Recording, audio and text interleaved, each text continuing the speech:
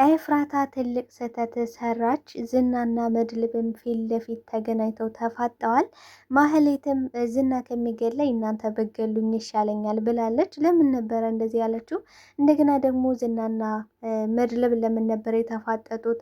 የኤፍራታ ስህተትስ ምን ነበር የሚለውን በሰፊው የምናወራን የሚሆነው።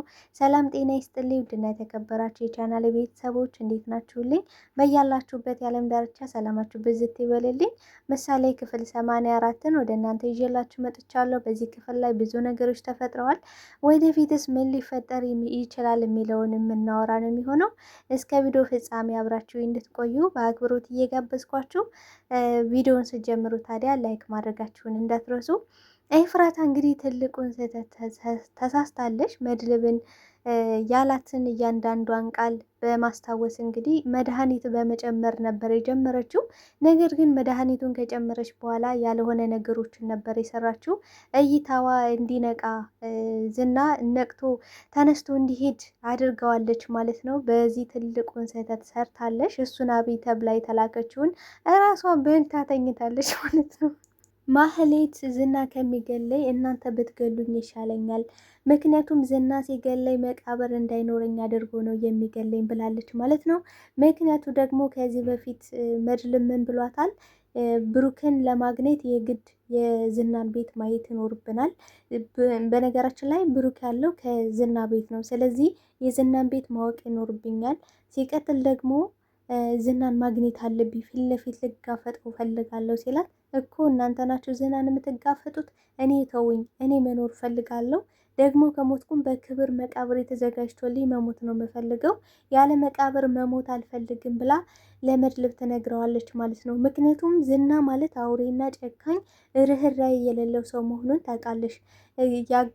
ያገታት መድብል ቢሆንም ግን ደግሞ መድብል እንደማይገላት እንደማይጨክንባት ታውቃለች። ምክንያቱም ምናልባት ሰው ቢሞት ለሰው ምን ሊደረግ የሚችለውን ነገር ያውቃል መድብል ማለት ነው።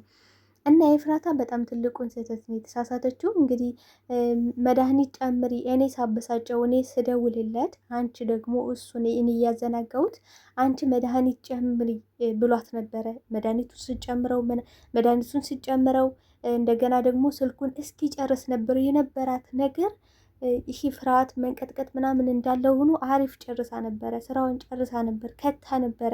ግን ኤፍራታ የተሳሳተችው ስህተት ምንድን ነው ካለን ልክ ለመጉረስ እያሰበ ለመጉረስ በሚያስብበት ሰዓት ፈገግ ብላለች። በቃ ከውስጧ ደስታዋ እየመነጨ ነበረ። ደስታዋን ፈገግታዋን ከፊቷ ላይ ሲያየው እሱ ደግሞ ተንጠራጠረ። ምክንያቱም ዝና ማለት በጣም ኃይለኛ ስማርት የሆነ ሰው ነው። ስለዚህ ተጠራጠረና የሆነ ነገር ገብቶታል።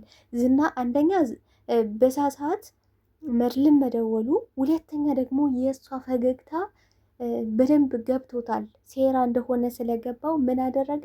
ቀጥታ እሷን ማጉረስ ጀመረ። አጉርሷትም ካልዋጥሻት አልነሳም ብሎ በግድ እንድትውጠው አደረገ። ኤፍራታ የተሳሳተችው ስህተት እሱን ለማዘናጋት ዝም ብላ ምግቧን መብላትና እሱን አለማየት ነበረባት። ግን ደግሞ በግልጽ በቃ እንዲያየው አድርገዋለች ማለት ነው። መድብልና መጎስም ቴክስቱ ደርሷቸው ስለነበረ ቀጥታ እነሱ ወዳሉበት ሆቴል ነው ገስግሰው የሄዱት የነበረ። ሲሄዱ ግን እንግዲህ ዝና ወጧል። ዝና እንግዲህ በጣም ተጠራጣሪ ሰው ነው። በጣም ጠርጥሯል ማለት ነው። ምክንያቱም ሁለት አጋጣሚዎች ነው በአንድ ያየውና ኤፍራታ በጣም ትልቅ እንዲነቃ አድርጋ በጣም ስለተሳሳተች እንግዲህ ዝና ብሩን ላይ ላይ በትኖላት እንኪ ክፈይ ስትፈልጊ ጥርግ አድርገሽ በልተሽ ይቸገራም ብሎ ትቷት ወጥቷል ማለት ነው። መድብል እንግዲህ በደረሰ ጊዜ በጣም አዝኗል። መጎስ በነገራችን ላይ እኔ መሞት አልፈልግም ብሎ ነበረ። ምክንያቱም መሞት የማይፈልግበት ምክንያት ደግሞ አንዷ ምንድን ነው ካለን ሉላ ናት። ሉላ ስላለች ቢያንስ ምን ብሎታል መድብል? አንተ የምትኖርለት አላማ አለ፣ የምትኖርለት ህልም አለ። ስለዚህ ሉላ አለች የምታፈቅራት፣ እኔ ምንም የለኝም። ስለዚህ እኔ የሆነ ነገር በሆን ምንም ችግር የለውም፣ ለወንድሜ የቱንም ያህል እሆናለሁ፣ ነገር ግን አንተ በህይወት መኖር አለብህ ብሎታል። እንግዲህ መጎስም ምን ብሏል? ከወንድሜ አይበልጥም፣ ምንም ችግር የለውም፣ እጋፈጠዋለሁ ብሎ ነበር የሄደው። ነገር ግን ሲደርሱ ያላሰቡትና ያልጠብቁት ነበር ነገር የደረሰባቸው። ቀድሞ ነቅቶባቸው ነበረ፣ ቀድሞ ጠርጥሮባቸው ነበረ። ስለዚህ ኤፍራታ እንግዲህ ተኝታ ነው ያገኟት። ኤፍራታን ይዘዋት ሄደውም ከቤት እንድትነቃ ብዙ ነገር ቢጥሩም ልትነቃ አልቻለችም ነበረ። ከዛ ቅድስትም ቆይ ምን አድርጋችኋት ነው መትታችኋት ነው ስትል ኧረ በይ ዝም በይ እባክሽ ውሃ አምጪ ምናምን ሲሏት እንዲህ ለምንድን ነው ውሃ የማመጣው ምን ሆና ነው ተኝታ ነው አታያትም እንዴ ስሏት ታዲያ እንቅልፍ ከሆነ ተዋትተኛ እያለች ነበረ። ምክንያቱም ቅድስት ምንም ነገር አልገባትም ነበረ። መድልብም ወደ ማህሌት ክፍል ገብቶ ማህሌትን እያወጣጣት ነው የሚገኘው። ዛሬ ወስኛለሁ፣ ወንድሜን ፍንጭ ማግኘት ይኖርብኛል። ስለዚህ ወደ ዝና ቤት ትወስጅኛለሽ፣ ቤቱን ትመሪኛለሽ ብሎ ሲጥ አድርጓታል ማለት ነው ማህሌት። ማህሌትም እኔ ብትገለኝን እመርጣለሁ እንጂ በፍጹም ከዝና ቤት ልወስድ አልችልም፣ ተስፋ ቁረጥ። ምክንያቱም ከኔ ይልቅ ደግሞ ዳጣ ታውቃለች፣ ቤቱን መጎስ ያውቃል፣ እንዲሁም ደግሞ ፍቅረኛው ሉላ ታውቃለች። እኔ ምን ቤት ነኝ አይመለከተኝም ብላለች ማለት ነው። እሱም ሳቶች በግድሽ ትወስድኛለሽ፣ ከዚህ ቤት በሰላም መውጣት ከፈለግሽ ደግሞ ወንድሜ እስካልተገኘ ድረስ ወንድሜን በአካል እስካላየሁት ድረስ በፍጹም ከዚህ ቤት የምትወጭበት ምክንያት የለሽም ብሏታል ማለት ነው። እሷም እንግዲህ በዝና እየተመካሽ ነው የምትገኘው። እናንተ ነው ዝናን የምትይዙት። ዝና አይደለም እናንተ መያዝ ቀርቶ እኔ ያለሁበትን ሁኔታ ቢያውቅ ኑሮ እስካሁን አፍንጫችሁን ብሎ ነበረ እኔን ከዚህ ጉድ የሚያወጣኝ ብላለች። በጣም ነው የምትመካበት በነገራችን ላይ እንደዛ ሲጥ እያደረጋት እንደዛ ሲጥ አድርጎ ሊገላት እንዳልነበረ እንደዛ እያንቋሸሻት እንደ ሰው እንኳን የማይቆጥራት ነገር ግን ትመካበታለች። በነገራችን ላይ ለስራው ለወንጀሎቹ ለመደበቅ ሲል ሊያስወጣት ይችላል። ግን ደግሞ እሷንም ከዛ ቤት ከወጣሽ ሲጥ አድርጎ የሚገላት የመጀመሪያው ሰው ማህሌት ናት። ምክንያቱም ማህሌትን በድጋሚ ያግቷታል፣ መረጃ ያወጡብኛል ሲል መጀመሪያ የሚያጠፋው እንዲያውም ማህሌትን ነው። እሷ ግን አልገባትም ነበረ አልገባትም። መረጃ ሙሉ ለመድልብ ነግረዋለች። ስለዚህ ብዙ መረጃዎች አሉት መድልብ። እሷ ደግሞ አልገባትም። ዝም ብላ ነው የምትጎረር ማለት ነው። እንግዲህ ዝናን በበኩሉ ደውሎ እየተጎረረ ነው የሚገኘው። ላገኘ እፈልጋለሁ፣ ወንድ ከወንክ ፊት ለፊት ልትጋፈጠኝ ይገባል ብሎ እንግዲህ አባቱን እስከ መሳደብ ምናምን ደርሷል። መድልብ ምን ብሎታል? ወንድ ልጅ አይሳደብም። ስለዚህ ፊት ለፊት ልጋፈጥ እፈልጋለሁ። የዛኔ ሜዳ ላይ እንደ አንከባልዬ እንደ ጣልኩህ አሁንም ደግሞ እጄን ታውቀዋለህ፣ አቅሜን ታውቀዋለህ። ስለዚህ እንድንገናኝ እፈልጋለሁ ብሎታል። እንግዲህ በጣም አጓጊ ነው። በነገራችን ላይ በጣም የሚገርም ነው። በነገራችን ላይ ማህሌት ወደ ቤት ወስዳቸዋለች። በስተ መጨረሻም ቢሆን ከመሞት መሰንበት በቃ እናንተ ምን ታደርጉልኛላችሁ?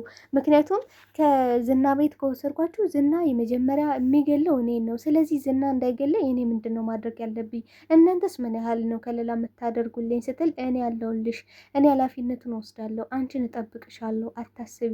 እኔ ብቻ ወንድሜ ላገኝ እንጂ አንቺ ብሩክም እንዲነካሽ አላደርግም ብሏታል። እንግዲህ እሷ ምን ያደርጋ ነበር ከዚህ በፊት ካለን ምሳሌ ለመግደል ብዙ ነገር ጥራለች፣ ብዙ ነገር ሄዳለች። እንደገና ደግሞ ከዛ ቤት ዋነኛው ነገር ሰተት ብላ መታ አሁን ላይ ታግታ ብትገኝም ግን ዋና የመጣሽበት ነገር ምንድን ነው ካለን ምሳሌን ለመግደል ነበረ። ስለሆነ አሁን ምን ብሏታል? አንቺ ብቻ እርጅኝ፣ አንቺ ብቻ ተስማሚ፣ ከዝና ቤት ውሰጅኝ እንጂ ምንም ችግር የለውም ብሏታል ማለት ነው። አንቺን እጠብቅሻለሁ፣ ከሌላ አደርግልሻለሁ፣ ስለዚህ ምንም ሀሳብ አይግባሽ ብሏታል። እህቴንስ ለምንድን ነው ያመጣችኋት? ኤፍራታ እዚህ ናት አይደል ብለዋለች ማለት ነው። አዎ ኤፍራታ እዚህ ናት፣ ግን ኤፍራታን ተጠቅመንባታል ብሏታል ማለት ነው። በግልጽ ነው የነገራት። ኤፍራታን ተጠቅመንባታል። አሁን ኤፍራታ የሚያውቀው ዝና የኛ ተባባሪ እንደሆነች ነው። ስለዚህ እሷንም ከለቀቅናት ይገላታል። እሷም እንድትሞት ካልፈለግሽ አንቺ ከሱ ቤት ልትወስጂን ይገባል ብሏታል ማለት ነው። እሷም አንደኛ ኤፍራታ እንድትሞት አትፈልግም። ምንም ቢሆን በችግሯ ጊዜ የደረሰሽላት ናት። ምንም ቢሆን ያስጠጋሻት ሰው ናት። በገንዘብ ሁለቱም እንግዲህ በገንዘብ ስግብግብ እና በየራሳቸው መንገድ ቢሄዱም ግን ደግሞ በችግሯ ጊዜ ያስጠጋሻት ኤፍራታ ነበረች ማለት ነው። እንደዛ ስለሆነ ወደ ዝና ቤት ልትወስዳቸው ተስማምታለች ማለት ነው። መድልብም እንግዲህ ከዚህ በኋላ ወስኛለሁ ማንም አያስቆመኝም። መጎስም አንተ መቅረትም ካለብህ መቅረት ትችላለህ። ምክንያቱም አንተ የምታፈቅራት የምትወዳት የምትኖርላት ሴት አለች፣ እሷም ሉላ ናት።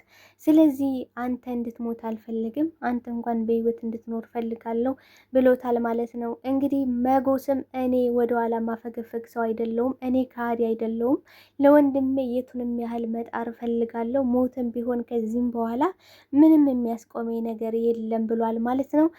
ለኤፍራታም እንግዲህ ዝና ደውሎላታል። ምን አባሽ ሆነሽ ነው ስልክ ስደውልልሽ የማታነሺው? ለምን አባሽ ነው የማታነሺው? የሚሉ ወረጁብኝ እየወረደባት ነው የሚገኘው። እሷም አይ አሞኝ ነው የዛኔ ከምግቡ በኋላ አሞኝ ነበረ ብላለች ማለት ነው። እሱ ጠርጥሯል። በሰዓቱ የደወለላት ቼክ ለማድረግ ነበረ ማለት ነው። የምር ይሄ ምግብ የተመረዘ ነው አልተመረዘም? እንደዛ በደስታ የተዋጠችው ለምን ነበር? መድብልስ ደግሞ በሰዓቱ ለምን ደወለልኝ? የሚሉ ነገሮች መጠውለት ነበር እና ሲደውልላት ስልክ አታነሳም። በስተመጨረሻም አሞኝ ስለነበረ ነው ስትልም ያን ምግብ እያገበሰበሽ ነው አግበስብስ ሲጀመር እናንተ አትረቡ መቼም አትረቡም መቼም አትድኑም ብሏታል ማለት ነው።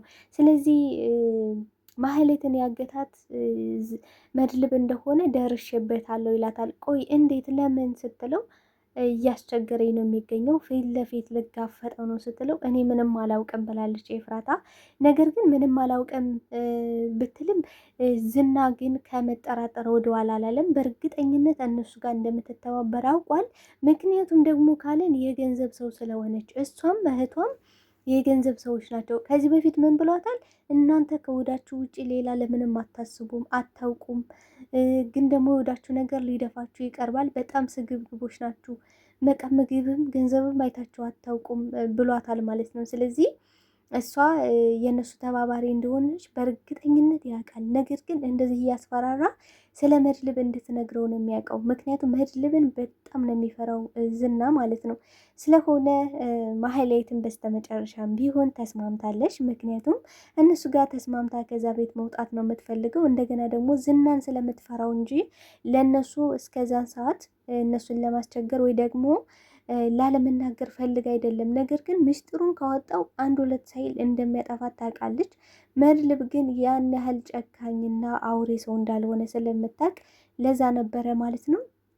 እንግዲህ ሉላና ዳጣም በከተማዋ ዞር ዞር እያሉ ዘና እያሉ ነው የሚገኙት። ምክንያቱም መጎስ ምን ብሏታል ለሉላ?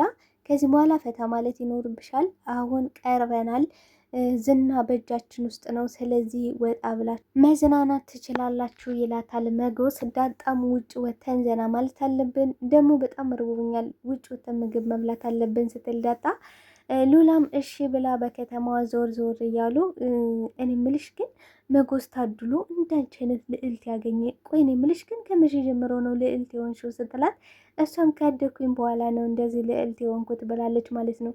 ቆይ እኔ ምልሽ ግን እኔ ግን መቼ ነው ልዕልት መሆነው ስትላት እኔ አንቺም እኮ በጣም ልዕልት ነሽ ራስሽን አይተሽው አታውቂም ስትላት እነሱማ አባቴን ካገኘው በኋላ ልዕልት ሆነሻል፣ አምሮብሻል ይሉኛል።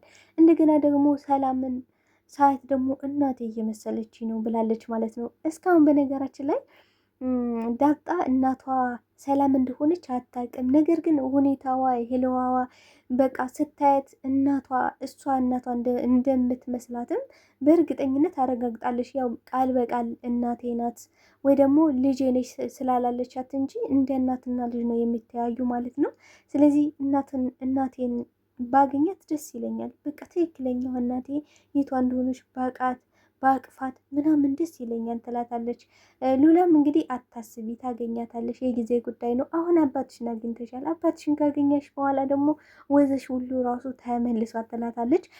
ማህሌትም እንግዲህ እየመራሻቸው መጎስና ወደ ዝና ቤት ሄደዋል ማለት ነው። እንግዲህ ከዝና ቤት ከደረሱም በኋላ የዝና ሰዎችም አላስገቡ ብለዋቸው ግርግርታን ከፈጠሩባቸው በኋላ እንግዲህ እነሱን ለመግደል ግርግርታ ሲፈጥሩ መጎስም ብንመለስ ይሻላል እያለ ያለ ዝና ተበሳጭቶና ተናዶ ብሩክን እያሰቃየው ድምፁን ይሰማሉ። ድምፁን በሰማ ጊዜ መድብልም እንግዲህ የዝናን ሰዎች አንድ ብያቸው መግባት አለብኝ ሲል እንግዲህ መጎስም ከልክሎታል ማለት ነው። ተው በዚህ መንገድ ብሩክን አናወጣውም፣ ብሩክ የምናወጣው እኛ ደህና ስንሆን ነው፣ እኛ ከሞትን ብሩክን ማን ሊያወጣው ይችላል ሲል ነግሮታል ማለት ነው። ማህሌትም ከዚህ በኋላ ለቀቁኝ፣ ይሄው ቤቱን አሳይቻቸዋለሁ፣ ቤቱ አምጥቻቸዋለሁ፣ ለቀቁኝ ስትል በፍጹም ወንድሜ ሳይወጣ አልለቅሽም ብለው ወደ ቤት መልሰዋታል ማለት ነው። ዝናም እንግዲህ ከብሩክን ካሰቃየ በኋላ ለመድልብ ደውሎ ፊት ለፊት ላገኝ እፈልጋለሁ፣ ፊት ለፊት ወንድ ላገኝ እፈልጋለሁ ብሎት እንግዲህ ፊት ለፊት ተፋጠዋል ማለት ነው።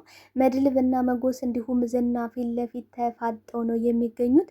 ምን ይፈጠራል? መጨረሻቸውስ ምን ይሆናል? እውነት ዝና ብቻውን ነው የሄደ ወይስ ደግሞ ሰዎቹን አስከትሎ ነው የሄደ? ምን ሊፈጠር ይችላል የሚለውን ነገር በቀጣይ ክፍል ይዤላችሁ እመጣለሁ። እውነት ለመናገር ብዙ ነገሮች ነው የተፈጠሩት። እንግዲህ በቀጣይ አጓጊ ነው ይዤላችሁ የምመጣ ነው የሚሆነው። አብራችሁኝ ስለነበረን ቆይታ እጅግ አድርጌ ነው የማመሰግነው። ቤተሰቦቼ በአክብሮት የሚጠይቃችሁ ላይክ፣ ሼር አድርጋችሁ እንድታበረታቱኝ በአክብሮት እንግዲህ ጠይቃችኋለሁ። አብራችሁ ስለነበራችሁ አመሰግናለሁ።